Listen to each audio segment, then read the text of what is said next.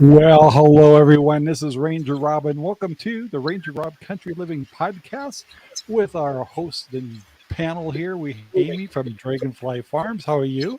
Good.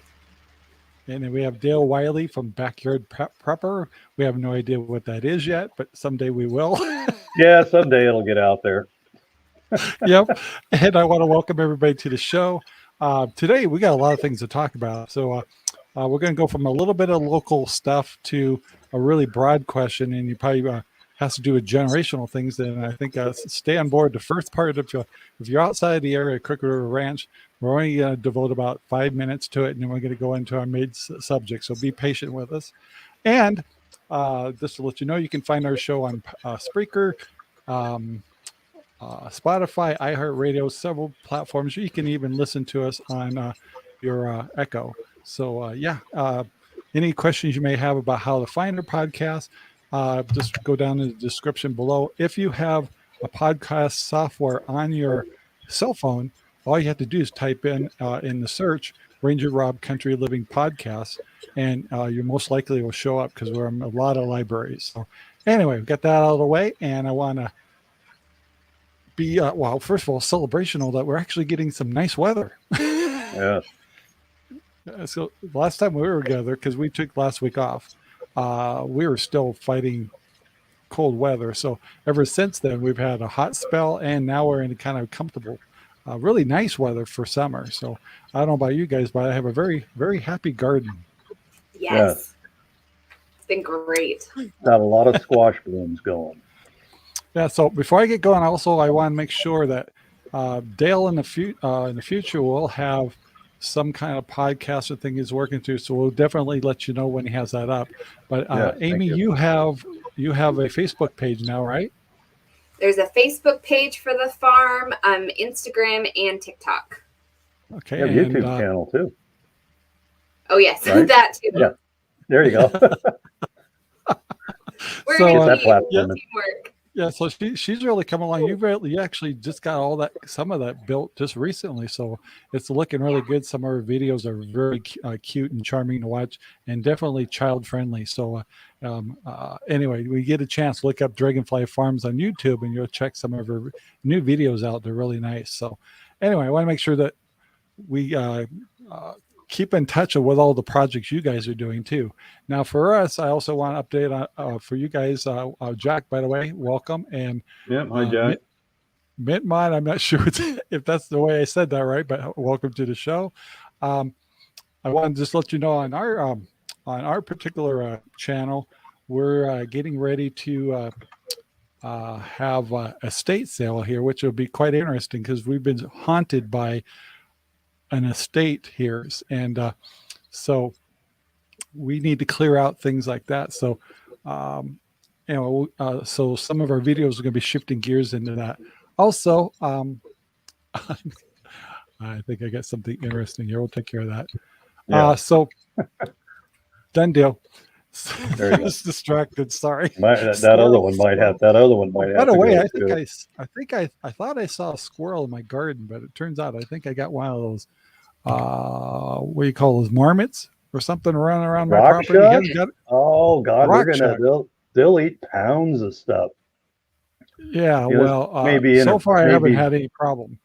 But maybe inappropriate, but I dealt with number 25 of the gray diggers to try to get into our place today. That's just this year. So yeah. Anyway, guys. So anyway, guys, on our channel we got that coming up. We also have possible piglets showing up, and we don't know when. But we have and we don't even know how. We kind of know how, but we thought it was impossible. So that's definitely a fun story to start watching. Some of the videos that we have coming out right now is just beginning to show you the story about what's going on with our possible piglets in the future and stuff like that. So stay tuned on Ranger Rob Country Living on YouTube, and you can check that story. That's an ongoing story, and we do daily videos. And we're trying to take the weekends off, but we're getting backlog with videos so bad. I've been running them through the weekends too. But as soon as we kind of get the backlog off, it will be just Monday through Friday. So anyway, and yeah, and gardens are going good and all that stuff too. So one of the things I wanted to get into first before we really get into our I think, a fun subject. This is an interesting subject, and it has to do with HOAs. And I do bring this up because we are well beyond Central Oregon as a show. Is, HOAs can get a little bit crazy. And I not only have I heard interesting stories about our own HOA here on Crooked River Ranch in Oregon, but I'm also hearing nightmare stories about Shaniko, Oregon. And I'm actually doing some research on that one, and actually going to do an interview with people who are having problems with either city officials and or HOA type stuff. And so one of the big things on our Crooked River Ranch, our HOA, we're not going to explain or go through what the exact issues are, but they are doing a petition for some concerns they have that have happened on the ranch just recently. And so as I was driving home from one of my projects, they were on the side of the road doing the petition stuff. And so I interviewed him for 5 minutes, and if the interview came out right, I promised I'd put it on there. So without further ado, I'm putting a new section in the show called Crooked River Ranch Moments. So here we go.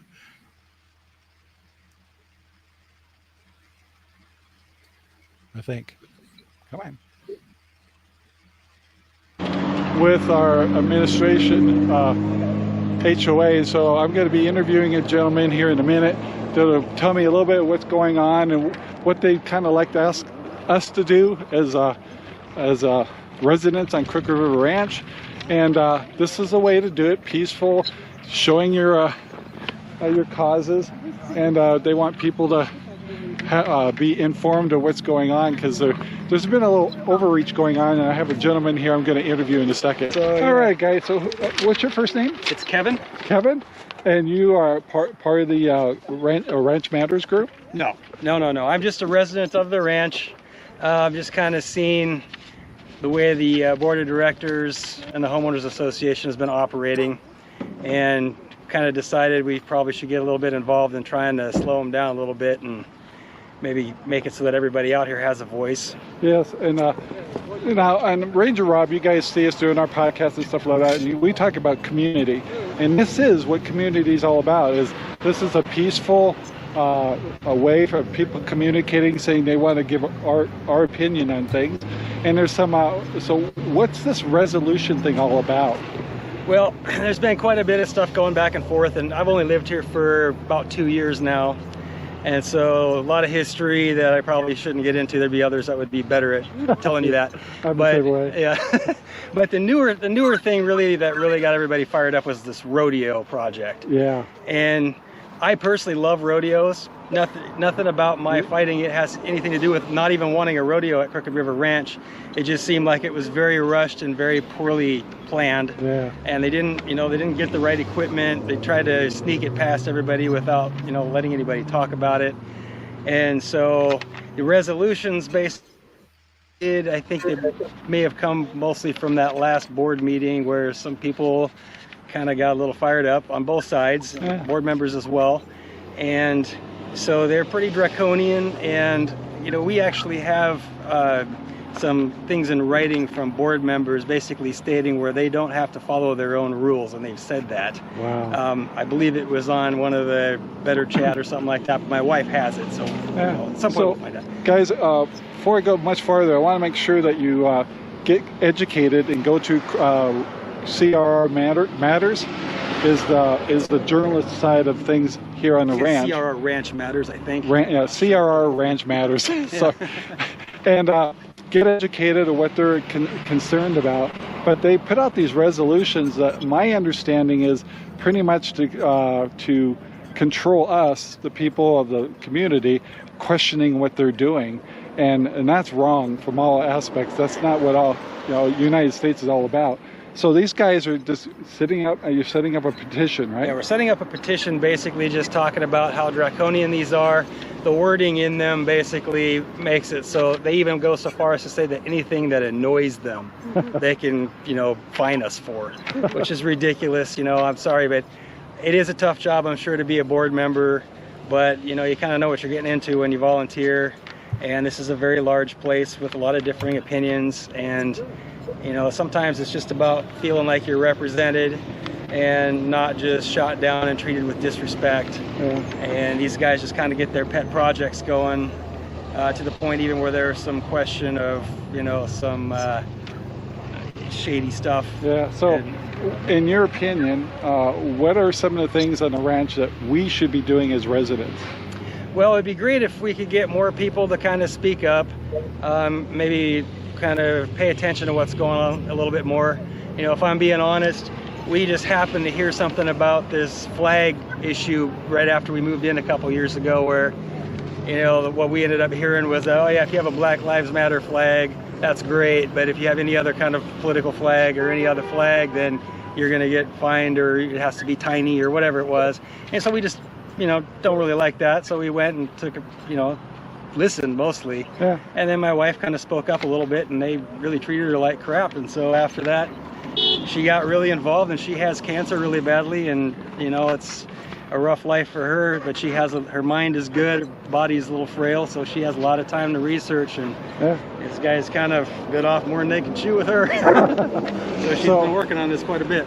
So guys, I know that a lot of us are home, we kind of like let other people do stuff and all that, but there's a time when we all have to kind of step up and get involved, or at least understand the issues. And if you can't be at a action situation like this, at least support these people. Come find out where they're doing the petition. Is it just here? Or are you going to do some other? As far as I know, it's just here, but I'm actually just along for the ride. But yeah, so this is what 43rd and Chinook intersection right here. But yeah, so yeah, the best advice I can give, whatever side of the issues you're on, at least know what the issues are, because even the board members, one of them, I think the president, Bill Bird, I can't remember the exact number, but he said, these guys, they admit we get elected with like 280 people out of, 5,000 people that live out here. Yeah. And that's how uninvolved people are. And then at the same time, when somebody wants to speak against them, all of a sudden that becomes a small group of dissenters or whatever we are. But, just got to remind them that it was a small group that elected you to your office as well. So just having people be aware is kind of what we're looking for, and I think the rest will take care of itself. Yeah, that's one of the things that we bring up in our group is we tend to be mostly conservative on the Ranger Rob, but we're open to everybody. We love opinions, and we tolerate. It's always been that way, but it's changed in the last 5 or 10 years. But the point is conservatism. We've always been people to kind of be laid back. We tend to be more tolerant, and so the problem is we get walked on really bad. And so this is an example of what we should be doing, and that's why I wanted to make sure and talk to these people. So I actually appreciate very much what you guys are doing, and they got little signs out here to tell people to honk as they're going by as for support. And if you're going to support, one is get educated, 2, sign the petitions whenever it's available, and try to get involved the best. I know we're all busy people, but we need to get stop like I did. I wasn't planning on this at all. Stop and find out what's going on and listen, and find out if it's something that affects you personally. You got anything you'd like to add? I think that's about it for now. Thanks for your time, and thank you, Ranger Rob. No problem. All right, guys, have a great day. All right. So there you go. Hey. So nice interview. Kevin's a good interview. So what I got out of this, which I actually talk about this a lot in the other shows I do and stuff, but one is you heard me saying conservatives, which we are, but that doesn't mean I don't like liberals. Okay, don't get that wrong. I'm very tolerant, and so is Dale. And Amy, she's the radical. Yeah, she's no, it's the pink hair. Yeah. Anyway, watch out for her. The point is we tend to sit back, we tend to be very tolerant, and we tend to be quiet. And so over the years, we've been kind of getting walked on. And lately, what winning feels like lately. And so if you guys have been paying attention to the Supreme Court and things like that, now the tables are turning a little bit, and a little bit more conservatism is coming back or being protected. And that's really a nice thing. But it takes people stepping up a little bit and getting out of their comfort zone. So if you live in an HOA, just like we do here, and there's things that concern you, sometimes you need to get either involved or back people that are doing events to make things better. So I just want to get that point out in this show. So anyway, yes, they did a really good interview there, and there was I thought they were very appropriate, and what they're doing is a good thing. They're just voicing their opinions, and they're doing it the right way without being violent and without being obnoxious. So that was really cool. Yeah. That is something that I've noticed lately is, I would consider myself conservative too. Just because I have pink hair doesn't mean I'm not conservative. I think you can be both. You can be a little, I'm the conservatives can have pink hair? Yes. Absolutely. Yes, they can. It's what's in the heart that matters. That's But right. I've been noticing as these things are coming through the Supreme Court politically, that my friends who are not conservative, I have known where they stand on several issues for some years. They're not quiet about it, but I have been quiet about it. And everybody wants to voice their opinion. But when the quiet, polite, conservative folks start to speak up their opinion, it suddenly becomes an issue. Like, I knew where these folks stood on these issues for years. And perhaps they didn't know where I stood. Maybe they did by the way I live my life or whatnot. But I just want to make the point that everybody deserves to have their voice, their opinion, and that it can be done politely and without violence. So I'm definitely backing up what you said. Well, I think what Amy brings up there is a very good point. I think a little bit of the backstory to how some of this stuff originated is that, for the four years I've been around here and everything, this has kind of been going on, and you have some personalities that have decided that they're going to control this thing, and they're going to take people and manipulate them. There was a person mentioned in there, an officer of the organization, didn't like what I had to say a few times, called me a liar in an official email. Another one of our board of directors and everything says the First Amendment doesn't apply to HOAs, and in particular Crooked River Ranch. Okay, I get there's different levels of restrictions and everything else like that. And I probably just said a bad word and everything with that First Amendment thing where we'll see what happens. But the basis of the communications that we need to have to talk about these things is we need to understand that people do have a First Amendment right, and you can be respectful in all. You can disagree to the absolute max and still be respectful with each other. I've sat in many corporate boardrooms as participants, as consultants, and everything else, and stuff got crazy sometimes. But we all still respected each other's opinions and our positions, and ultimately, we were trying to find the best thing for the greater good.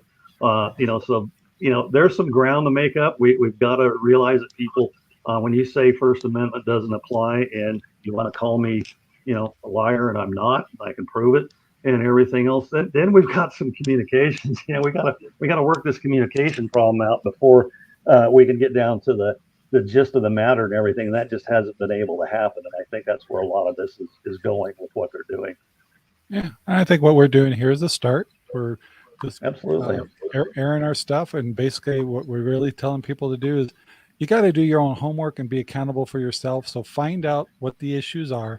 Go do some reading on the websites that are in your HOA areas, and you decide, and then see if you can participate or at least support folks that you stand behind. But at the same time, you need to listen. And so we'll just leave it at that, because I got a bigger subject I need to talk about, and that's us crazy boomers. And it's not just boomers. So we got two boomers on here, and I can't believe I've heard that people find that word offensive, and I'm a baby boomer. I find it quite cute, actually. So if I need to say baby boomer for a pronoun or whatever, there you go, guys. Anyway, but the point is, I got to thinking, and that's why Amy and whoever's on in this discussion, you don't have to be a boomer. my point is, think about this, Dale, a little bit. When we grew up, at least this is how it was for me. When I grew up, I had no reason whatsoever to think about being self-reliant. I had no reason to think about prepping. And when I was 16 to 17 years old, there was no wars to worry about getting drafted in. It was over with drafting. In fact, I just turned 16 when all you had to do is register, but that was it. Anyway, and it dropped off from the Vietnam War. So I never got drafted or anything like that. So we never, at least in my part of baby boomer dates, which is up to 1964, I believe, never really was under a situation where it felt like we were always advancing. We had so many things happening. We had telephone systems changing. We had internet coming. We had businesses to start. We had all kinds of opportunities.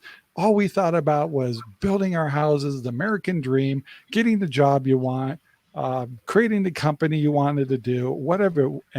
And so you weren't worried about food shortages. You weren't worried about rationing.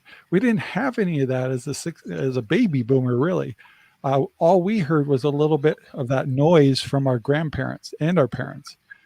So the point is, does that make a baby boomer a good or a bad prepper or homesteader? And that's my point is we got all these generations, not only the baby boomers, but millennials and then Generation X. And then there's another one now. Anyway, so they're just labels, and all they are is a generational bookmark. Let's put it that way. Yep. And so I almost feel like this new generation, I don't know what today's generation is called, if it needs to be called anything, just folks in this last decade, let's say, they're maybe one of the first ones that are going to be forced to think about being self-reliant, because things are changing or going backwards from what they're used to. I mean, we've always gone into the grocery store and the food's been there. We've always gone there to the gas station. We've had our ups and downs in that, but the gas has been there. And now that's changing. And so does that make the next generation a better homesteader or a possible self-reliant person than, say, we were as baby boomers? Because we grew up in good and plenty. So I don't know. What's your guys' opinions? Well, and I think, and I'm just going to throw something out here. I got this in the email the other day. I don't think the boomers have a corner on the prep generation. I don't think really any generation has a corner on prepping and being prepared right now, because everything I've seen still, my theory is 70% of the people don't have a clue, don't care. 30% of the people are having a clue, they understand, and about maybe half of those are preparing. So there's a good number of people in society that are not ready for what's going to happen. And I got this email from a financial guy that I follow and everything. And he says, we currently have over 50 million seniors over 65 years old. This number is ballooning as 10,000 baby boomers turn 65 every day from now until 2030. I ran the numbers on that already. That's 29 million people. Okay. And half of them have no retirement savings, nothing. To make matters worse, the Social Security Trust Fund is on track to become insolvent in 13 years. The Medicare Trust will do the same in just 6 years. Those numbers aren't real, too good. I was a late in life child. My parents were 47 and 43 when I was born, so I was not supposed to happen, type of a thing. And they were very definite Depression era parents. Worked hard, grew up relatively poor and everything, but we managed to bootstrap it in and got up here into Oregon and everything. And my dad's working full time at Tektronix, and we're farming on the weekends and everything else like this, So I mean, we worked it out. We butchered our own animals and we did all this other stuff. So, maybe my view is a little bit more aligned with being able to be a little more self-sufficient that's out there. But, I think the statistics and the numbers that I just read off, the boomers have got nothing to crow about as far as being prepared or anything else like that. And I realize everybody's situations are different as far as how you're able to prepare yourself for retirement and everything else. And believe me, I was, I was probably on a really bad fence up until about, 10 or 12 years ago myself, and, various different things. And I clawed my way back up and everything. And, so I can handle, what's coming. I can handle retirement and everything. I'm not going to be taking European vacations or anything like that, but I can pay my bills. And I don't want to go to Europe anyway. Those guys know what the hell they're doing over there. I can pay my bills. I can put food on the table. I can help other people out if I have to, and everything else. So, we've kind of got that part taken care of. It's just there's a lot of people out there that aren't going to. And I guess the ones I would be extremely concerned with, it's probably, Amy's generation. They've had relatively good times ever since, they were able to understand what good times were and everything. And they don't really remember what happened back in 08 and 09 and some of those days. I mean, that was, Sure. And I was doing the same thing. They were either in college or working and partying and having a good time, being young and all the fun things that come along with that. I was the same way at that age and everything. And they've never really experienced, adversity. I went through some times in the early 80s, 79 through about 83. We were in the same situation that we're heading into right now. And those were some hard times. I learned a lot through there. The company I was working for, I was driving fuel trucks and everything else. They went crazy like everybody else does when business is great and we're in debt and everything. And they collapsed and went out of business. And I'm married with a young child and everything like that. No job, But fortunately, I'd kind of seen that coming, and I had a landscape maintenance business that I was able to convert into a full-time job and situation for a while. So, it's up to each individual. I think we all prepare in our own different ways. But right now, I don't think anybody has got the corner on this thing. I mean, I feel I'm prepared. I feel we're prepared. I know you guys are working at it too and everything else. But there again, we're that very small slice of that 30% of the people that actually give a damn and understand what's going to go on. So that's not a good number. Amy? Yeah. I agree with you both that one generation isn't going to have smooth sailing versus another. It's definitely a factor, that your generation was closer to the memories of the Depression. You heard stories from your grandparents. Yep. I did hear stories from my grandparents a little bit, but because of the age difference from all three of us, I think I heard less stories, and they were more distant memories farther in the back. However, I would propose that the difference between, your generation pursuing the American dream, the war is over, we're going forward, we're going to pursue the American dream, and my generation is that my generation is, and also my kids, my nieces and nephews who are just now becoming adults. So kind of from that, the 80s onward kind of thing, anybody from the 80s onward, life kept coming more convenient. Just as even from my oldest child to my next child, man, think of all the technology, the ease, things are at your fingertips. So one of you talked about your Echo Dot. Yes, Rob did on, you can listen to podcasts, your phone, your watch can tell you, play such and such, turn up the air conditioning, whatever. You don't have to get up and go build a fire to be warm anymore. So convenience is going to play a big part. What are these people going to do when they have to grow their own food, raise their own food, figure out how to do without the luxury, convenience? And then the last part I want to throw out there is that folks from maybe the 80s on, my age on, did not grow up with a sense of faith and patriotism that perhaps people older than us did, our parents and grandparents. That's really the point I kind of want to throw out there to discuss, is that patriotism and faith is more lacking in my generation and younger than perhaps it is in yours. And I think that believing what you're told instead of what you see is really going to be something that people are going to have to deal with.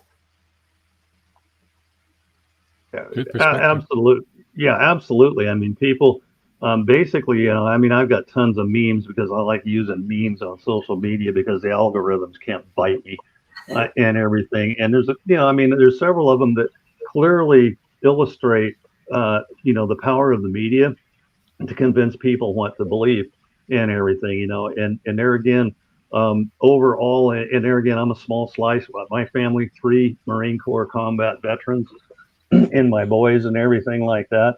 That doesn't happen in every family, and believe me, that was a tumultuous time in our life. Those guys were all in country in Iraq and Afghanistan at the same time, 3 of them.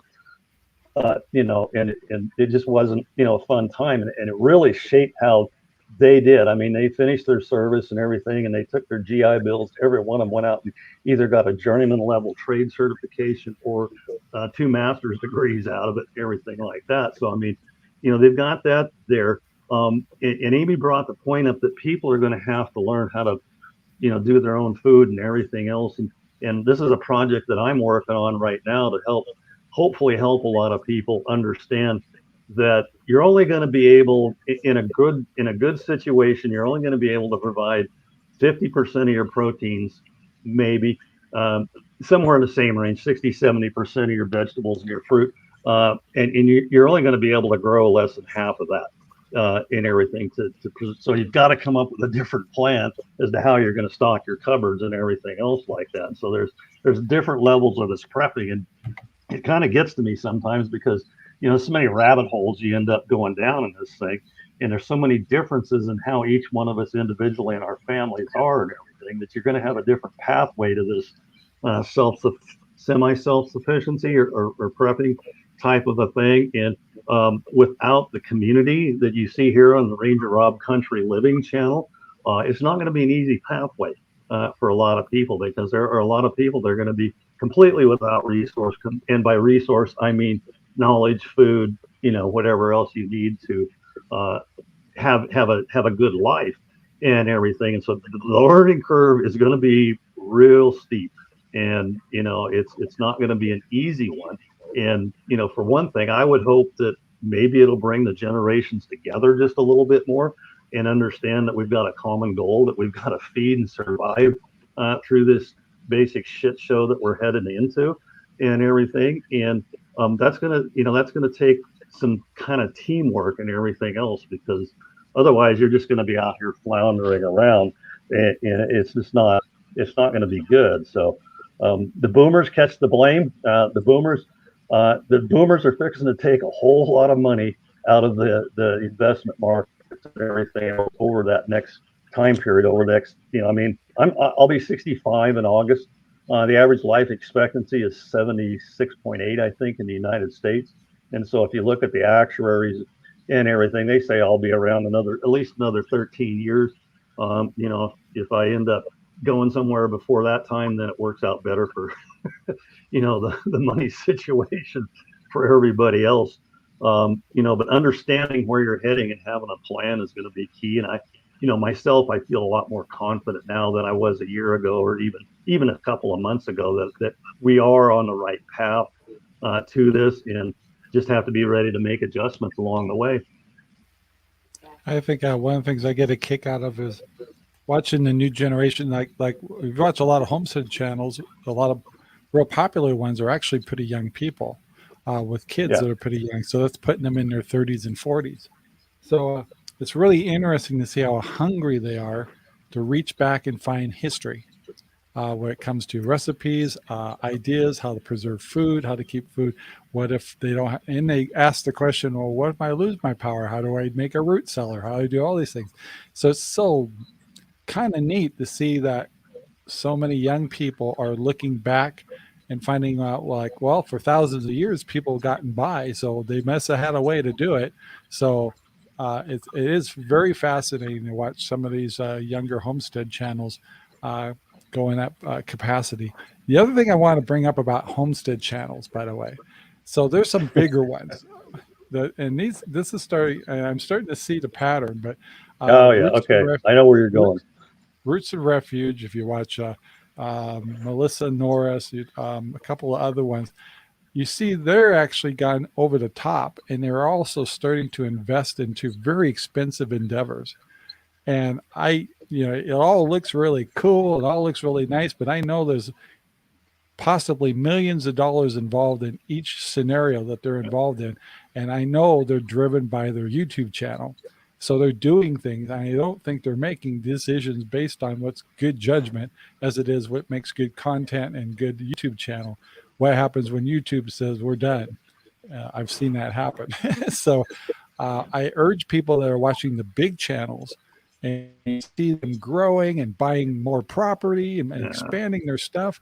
It's like it takes money to do that, and you got to remember these are people without jobs. They're only they're getting their money through books, through memberships, and through YouTube.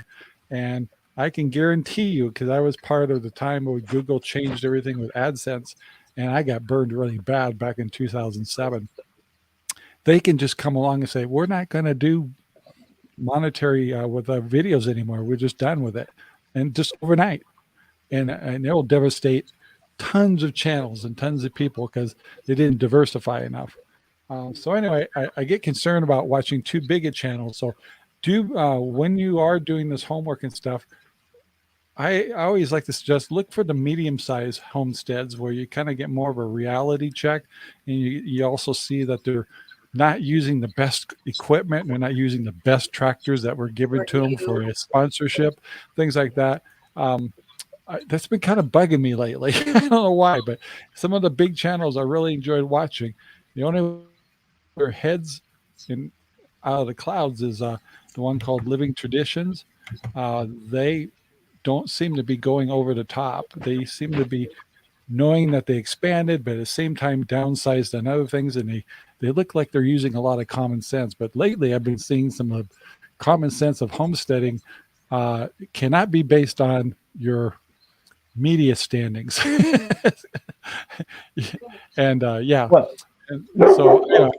I want to make sure to point that out as you're doing your research.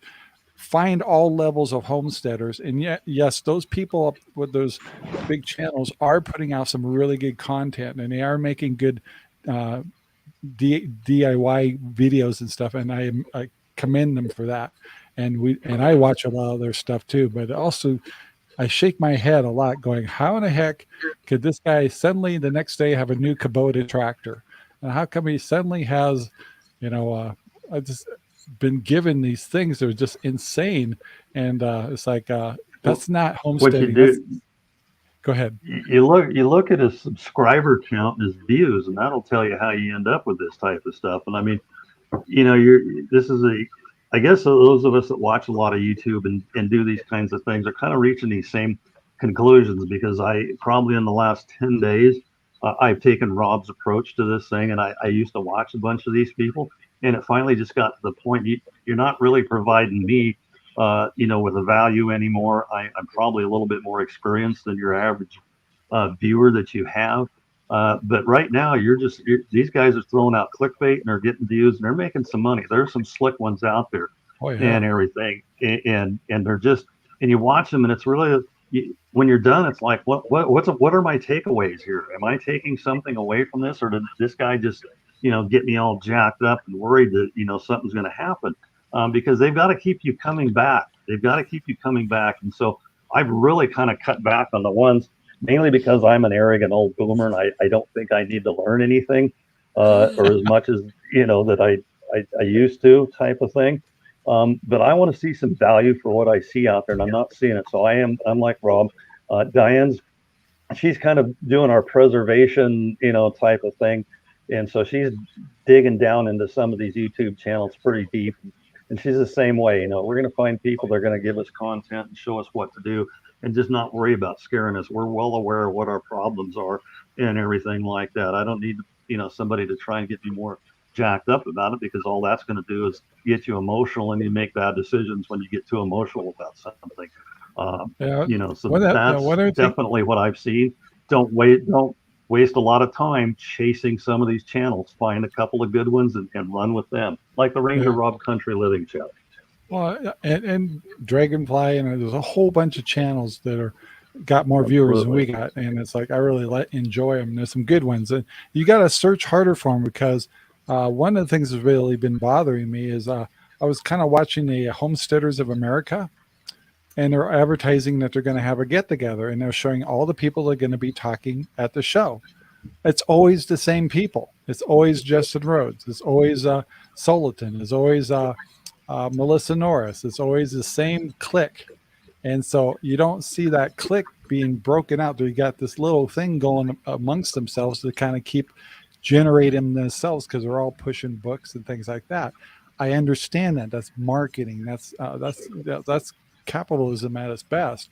But it also closes the windows to being also exposed to the littler farmsteader, the guy like the Hollers is one we're watching now. He's starting to lose his touch because they were just given a free tractor, but his tractor was a lawnmower, and he'd be awesome. towing around his property everywhere with trailers and everything, pulling it with a lawnmower. Now that's a homesteader. And then suddenly, magically, he got a brand new tractor. It's like donated to him or something. I don't know how he got it, but anyway, so. Anybody to me, with a credit rating, the realism just went away when I saw that happen, and so but I really appreciated it for them, the hard times that they were going through, and they had a dream, and they're doing it with the resources they had already, and that was really cool. So I think it can be disheartening to people who are searching on places like YouTube or Pinterest. You know, they're looking to be more self-sufficient, more self-reliant, more DIY, get back to basics kind of thing. It can be really disheartening for people who are searching for that kind of content, especially when, you know, they started watching these channels when the channels were kind of more true to homesteading. And it gives, when you're relatable, you know, we don't have the newest things. We very often, Rob's mentioned it, repurpose materials when we're building or trying to do new improvements. We repurpose. So those kind of things are much more relatable, and I think give people hope. Oh, well, I have that laying around, or I could try that. That doesn't look too hard. And then so then you get this YouTube stardom from these homesteaders who started out just like all of us. It can be really disheartening to folks. And like, well, why should I even try? I can't do that. Yeah. I will have to tell you, you're going to get something free, Amy. I ordered your pink hat today. Oh, good. Yay. That's it. You can maybe get a hat from us, and that's good. Yeah. That's as far as we can go. I'm so excited. Well, you can get too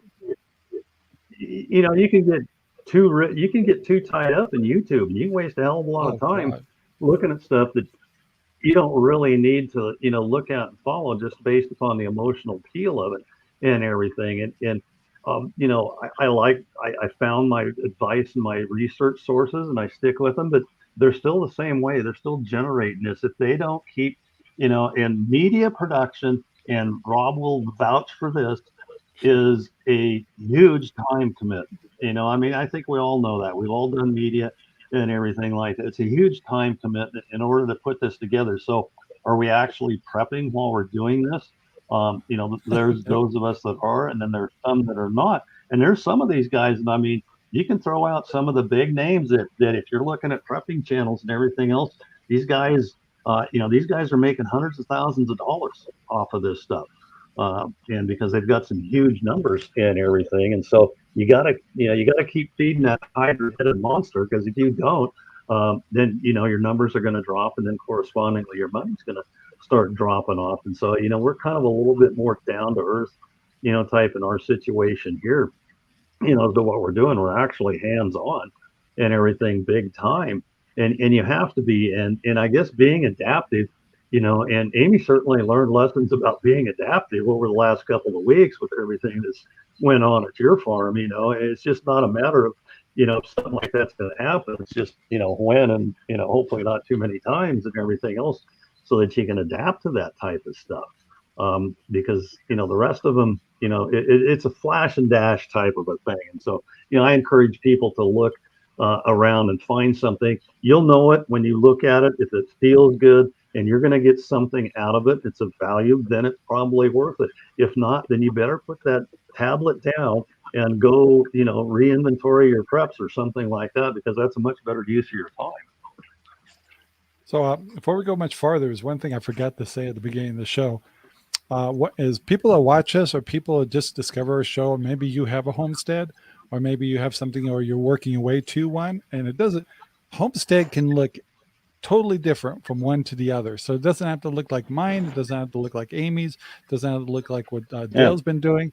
It's but we'd love to hear from you. So if you'd like to be on the show, feel free to contact us, and we'll talk to you a little bit. Make sure that you know what you're getting into if you come on to the show. But we'd love to have you. So I want to make sure that there's always an invite for new folks to come on board, even if it's just for one show. And eventually, we're always open for more hosts. So the more that the discussion goes and the different views, we can't just have old people like me and Dale all the time. It just gets too one-sided.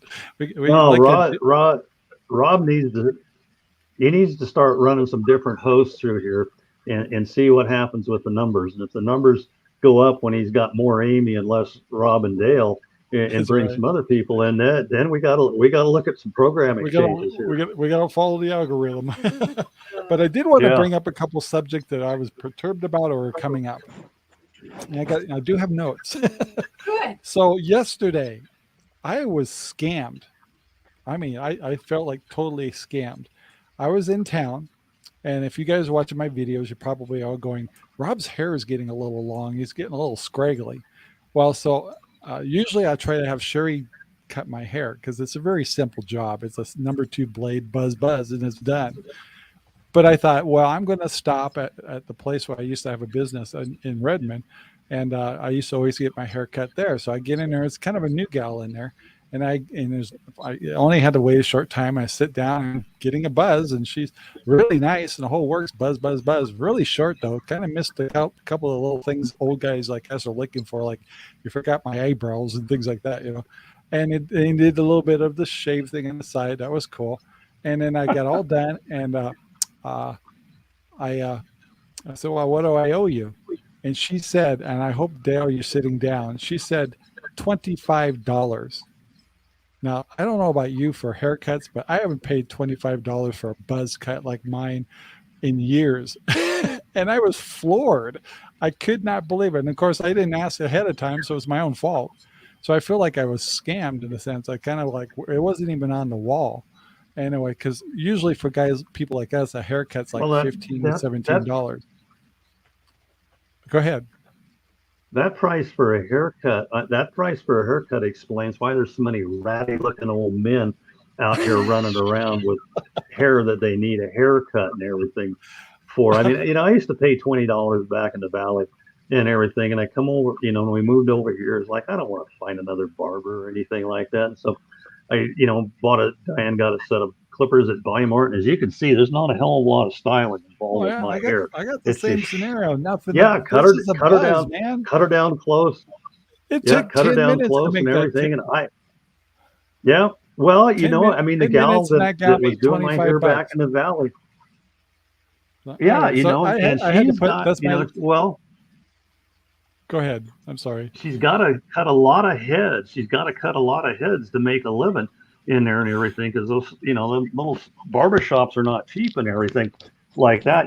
So I'd pay her $20. She's a pretty good gal and everything. And the other guy was in the shop that actually, he says you got to cut 4 heads an hour, 4 to 5. His haircuts were not nearly as good as hers or anything else like that. No. So to me, there again. Well, I tell you, who really gets ripped off is whatever. I'm not gonna pay $25 for her. No way in hell. Well, I wasn't going. I never intended to. I was expecting the $15, $17 range. That's what it's always been around here. Anyway, but of course, maybe over in the city it's higher and stuff. But also, and my wife, she tells me some of the numbers that women get charged for some of their things is ridiculous. So anyway, but I felt like I got scammed. So it was there. I just had to put my 2 cents out. The other 2 things I wanted to bring out is I was going to ask you guys about herbs in a minute, but this weekend coming up which is the 4th of July is coming up here on Crooked River Ranch. There's a lot of neat things going on, and it's really good family oriented stuff. I've seen them some. It used to be called like the Rimrock Festival back in the day, but our Lions Club has a really neat thing going on Saturday where they have make hamburgers, and then they have some music down there, and there's a beer garden and things like that. So it sounds like they're very family fun things going locally on Crooked River Ranch. So if you can make it down there, I know you'll enjoy yourself. It's always been friendly. It's always nice. And anyway, so I highly recommend it because I used to go even back in the old days. We had the Rimrock Festival and other things in little parades. And they're definitely hometown kind of things, but they're just cute and fun. And it's nothing like the bigger city or anything like that, but it definitely feels like family and community when you go to those. So for a warm, fuzzy feeling and a nice 4th of July, I highly recommend going to Crooked River Ranch. Go check them out. Next thing, you guys know we butchered our pig. It was 260 pounds, and we got it back. I don't have the figures of how much it was when I got back, so I can guarantee it was over 130 pounds or so more meat. I'm sure it was higher than that, but I also ordered the fat, the lard. So we do have future videos coming up where Sherry and I are going to render pig fat into lard. So we've never done that before, and the misconceptions about lard is amazing. You can actually make a very healthy lard compared to what you see in the stores and stuff like that. We're not talking about heart attack grill down in Phoenix, We're talking about actually a very lean and very healthy fats lard that you can use for cooking. You can actually save yourself a lot of money because I spend a lot of money on olive oil and avocado oil because I'm really picky about cooking my steaks and stuff. So I'm really looking forward to sorry, I was just reading something that just threw me here. Anyway, we are making some lard here in the next few days or next a week or so. So do watch our videos for that, and I want to make sure you can get those. And so Amy and Dale, do you guys have any interesting garden reports? I do want to say also, but as we're looking at this weekend coming up, the Crooked River Ranch Saturday Market is also this Saturday. So on your way down or back from down in the canyon, as you're going to the 4th of July festival, stop by the old firehouse, the old fire station there on Shad and Hill. And the Saturday Market is from 9 to 3 on Saturday. So I'm sorry. Yeah, we had a little comment come through here that just kind of like first of all, the name of the person was stupid, and so that's why I keep looking at this. I'm not sure if it's real or not, but anyway, it was kind of interesting. So trolls got a troll. Garden wise, our stuff, cilantro bolted. We shaved that off, pulled the last of our peas out of that were planted in between the squash and everything else. Threw those to the chickens over the last couple of days. I'm loving this sprinkler system I have. My drip system is all dialed in. It's on Wi-Fi. I can do it all from my phone and everything, and it's doing an awesome job of putting the water down. And my water bill was only $72 last month. So I mean that's pretty decent. I know you guys are both on wells and everything, but I mean that's not too bad. So we're just kind of, tomatoes are, coming on. It's just a growing time, got some really nice flowers and all that. And the corn's growing good and everything. So, we're kind of letting the garden grow. We are, probably going to be canning some chicken and we'll be dry canning our own potatoes when they start coming on here in another month and everything. So we're going to kind of get into some of that and try and do a little bit of more procurements because we can't grow it all. And we kind of talked about that prep thing. And, I'm here to tell you, every year that you age at our age, it becomes harder and harder to put the kind of effort into it that you want to. And so, Diane and I have talked about this substantially, and we realize we're at our absolute max as to what we could produce. We could go ahead and, put some more ground in production around here and everything. Just absolutely doesn't make any sense for us to. I mean, we could afford it. It's not that bad. and everything. But from a physical standpoint of trying to keep up with this, it's just not an efficient use of our time. It's much easier for us to go out to farms and procure the stuff and then come home, spend our energy doing a processing type of a situation. So that's one thing, you know, people want to look at as they age. You're definitely going to change your style of prepping, because there's no way in hell that I'm, you know, even half the person I was at, you know, 35 and everything, because that's, you know, you do stupid things and break your body in those days and everything. Yeah. So just to kind of give you an idea what Dale's all about, he has an air conditioned tractor. Yes, absolutely. I do have an air conditioned tractor, because when I moved, I come over here one time in that big snow several years ago, and my son is out there on a tractor and it's 8 degrees below zero. There is no way in hell I am going out when it's 8 degrees below zero like that. And so when we bought the new tractor, you know, guy goes, hardly anybody puts a cab on that size of tractor. You know, I go, well, I says, they're available, so put one on it. You know, I says, I'm paying for it and everything like that. And it's absolutely, it's wonderful. It's air conditioned. It's awesome. It's pretty ritzy tractor. Yeah. Let's see. Anything else I want to make sure we didn't miss, other than also people that catch the show after it's not live anymore, please leave comments anyway. We'd love to hear from you, and also anything you'd like us to talk about. And Dale, I did bring up one little thing, is I want to make sure that you guys understand when we're talking about being self-sufficient and prepping, that you don't have to grow your own food. You don't have to have livestock. Nope.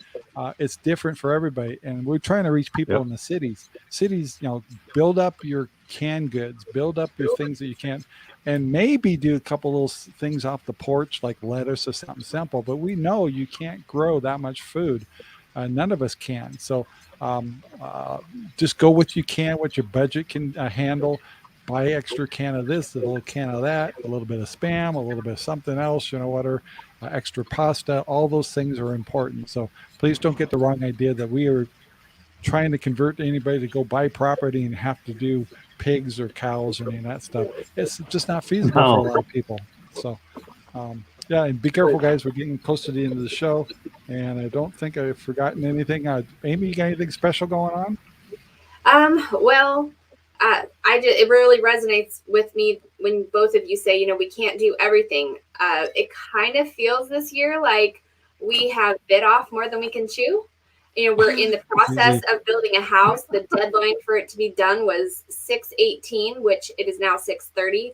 And we're looking like the middle to end of July might bring our certificate of occupancy. So that is not ideal. I have things that I started in the greenhouse that are not yet in the ground. So, you know, just on several hands, Dale mentioned just briefly, and I think we're going to have a video coming out about this. I had recorded it, and then I almost decided to scrap it. But last week, we had a situation where we thought we were getting a new addition to the farm, one that I was very excited about. And things went sideways, and the animal actually had to be put down from an injury. So it's just been really crazy around here. And honestly, I think everybody here is feeling a little bit emotionally drained. So those are the times that you just kind of have to step back and look at the bigger picture and think, you know, why are we doing what we're doing? Is everybody happy and healthy and loved? Maybe not even healthy, but is everybody doing okay? And those are good questions to be asking yourself. So I admire what you just said. That was an amazing thing that you just brought up. Yeah, well, I think what she's saying is you have to understand how much bandwidth you have. I mean, you can only do so much, and you learn about prioritizing and everything else like that. You know, and then, you know, and Amy and her family, they're young. They got a lot of energy. Us, you know, us old guys, you know, we can hit that wall at 11 o'clock in the morning sometimes. So I'd like to follow up on that subject. That's actually a really good subject about burnout and so many things that go with that.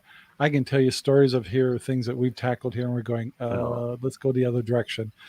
So Amy, let's follow up on that subject and make that for our main subject for next week. That's a good one, really good one. Especially when no matter what age you are, we all do it. And especially when whatever thing you're doing and you get too involved in, it ends up costing you more money than you anticipated. I've done that a few It times. sounds like radio station to me. Oh man, yeah. Yeah. Well, guys, we got to wrap it up here. I want to thank Amy and Dale for being on the show. My name's Rob, and guys, we'll see you next week. We'll try not to take any more days off, but we all needed a break anyway, so it was a kind of good thing. So summers also keeps us pretty busy, so we may have to cancel a show here and there, but no big deal. We'll, yeah, we really appreciate you guys watching, and we'll talk to you later. Bye now. Thanks. Bye.